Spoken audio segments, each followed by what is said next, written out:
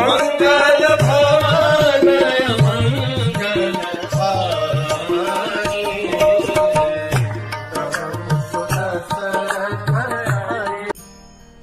हरे कृष्ण। हमने देखा किस प्रकार से राक्षसों की 14,000 राक्षसों की आर्मी आकर के राम के सामने खड़ी हो गई और राम ने सबसे पहले शूर्पणखा को देखा और शूर्पणखा को देख करके राम समझ गए कि जो उन्होंने कैटलिस्ट छोड़ा था वो अपने आप आकर के अपना काम करके शांत बैठे हैं। हम देखते हैं महाभारत में भी भगवान कृष्ण ने जरासंध को कैटलिस्ट के रूप में इस्तेमाल किया। 17 बार जरासंध को छोड़ दिया गया जिंदा, 17 बार जरासंध गए और राक्षसों को लेकर के आए। कृष्ण और बलराम जी ने बैठे बैठे उनको खत्म कर दिया। इसी कारण से, इसी हेतु से राम ने भी शूर्पणखा को जीवित छोड़ दिया था। शूर्पणखा जाकर के अपना काम बखूबी करके आई थी खर, और 14,000 राक्षसों को 14 सेनापतियों के साथ में उनके पास लेकर के आई थी। This is lazy intelligence. बैठो और कुछ एक क्या कहते हैं ना, एक छोटा सा छोड़ देना कुछ तो वो अपना काम करके बाहर आ जाता है।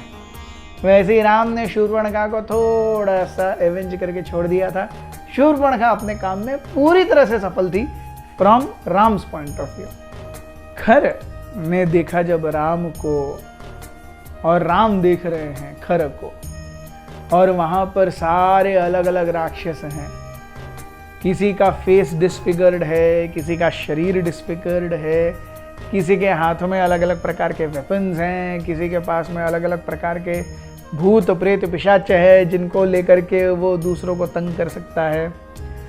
अलग अलग प्रकार के राक्षस है and everyone seems to be ready for fight.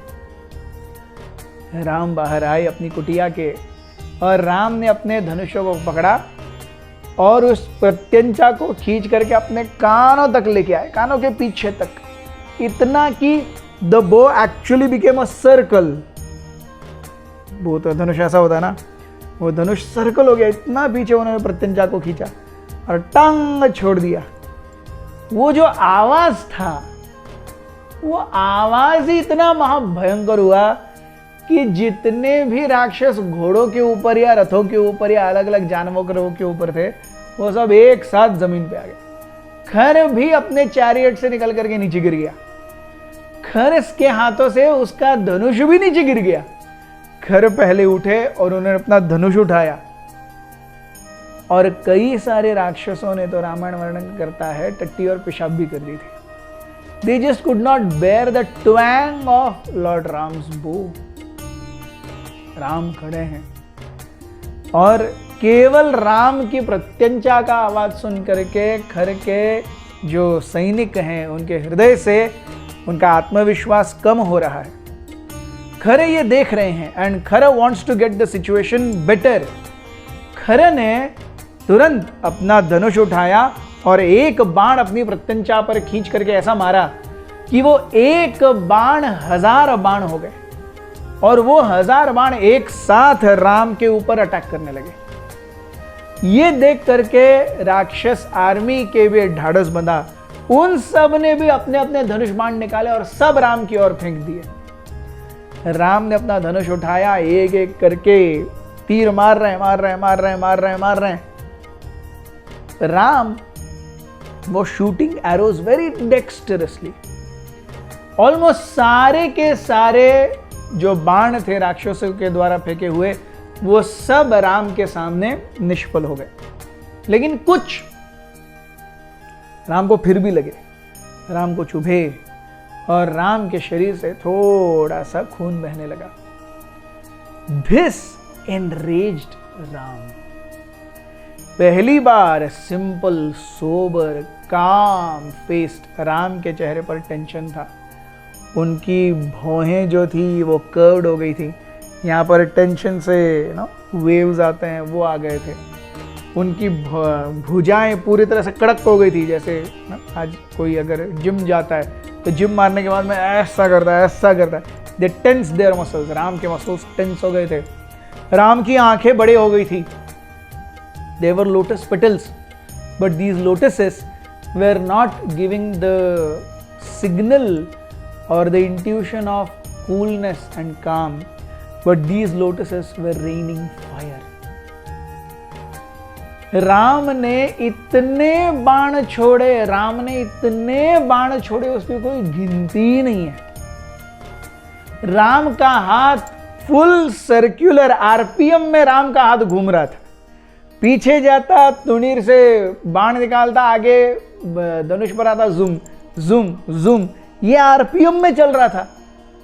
और इतने बाण थे कि राक्षस खुद समझ नहीं पा रहे थे कि बाण कहां से आ रहे हैं। ऊपर से देखो बाण आ रहे हैं, नीचे से देखो बाण आ रहे हैं, सामने से देखो बाण आ रहे हैं, दक्षिण उत्तर पश्चिम पूर्व सब जगह से बाण आ रहे हैं। अरे राम अकेले ही हैं या 6-7 राम हैं जो एक साथ मिलकर के हम पर आक्रमण कर रहे हैं। किसी का सर धड़ से अलग हो रहा है, किसी की भुजाएं अलग हो रही है, किसी के पैर अलग हो रहे हैं, किसी की छाती में से खून की नदियां बह रही हैं। हर जगह पे केवल, इट वॉज वेरी ग्रोटेस्क, हर जगह पे केवल खून, हर जगह पे केवल dismembered hands and legs and everywhere skulls. केवल राक्षसों के ही नहीं, हाथियों के, शेरों के, चीतों के, बाघों के, इन सब की रणभूमि पर केवल चिताओं का और अवयवों का पहाड़ बन गया। रक्त की नदी बहने लगी। And Ram is not stopping, Ram is not stopping. There is continuous fight going on, and this fight is explained very beautifully. बहुत डिटेल में। कुछ राक्षस देख रहे थे, एक एक बाण आता है नीचे से और अपनी ट्रैजेक्टरी चेंज करके सुप किसी का तो सर धड़ से अलग करके लेके जाता है। ऐसे ही एक बाण आया और साक एक राक्षस के गले में लगा, उसके सर को धड़ से अलग करके सर लेके गया। और पास ही में वहां से कुछ दूर महोदर नाम के एक मुनि तपस्या कर रहे थे। वो जो राक्षस का सर लेकर के वो बाण गया, वो निकलने के बाद भी इतनी शक्ति थी कि वो जो सर है राक्षस का उस महोदर ऋषि के जंघा में आकर के गिरा। और वो इम्पैक्ट इतना हैवी था कि उस राक्षस के दांत उस महोदर ऋषि के जांघों में गड़ भी गए और ऋषि मुनि को बहुत तकलीफ हुई। लेकिन बाहर में जब उन्होंने देखा किसका सर है, राक्षस का सर है, तो महोदर मुनि जान गए, अरे राम आ गए, अब सत्य की विजय होगी, अब राक्षसों पर काबू पाया जाएगा, अब राक्षसों का अंत निश्चित है। Although withering in pain, ultimately राक्षस के दांत क्या कहते हैं अंदर घुसे हैं, दर्द तो होगा ही। But still Mahodar was very happy that अवतार कार्य had begun, and that too with what a rage. बड़ा आदमी कुछ करता है तो भी उसका एक मायना होता है ना, एक स्केल होता है। तो राम का फर्स्ट वॉर का स्केल ही 14,000 राक्षसों का है। Thank you very very much. Hare Krishna.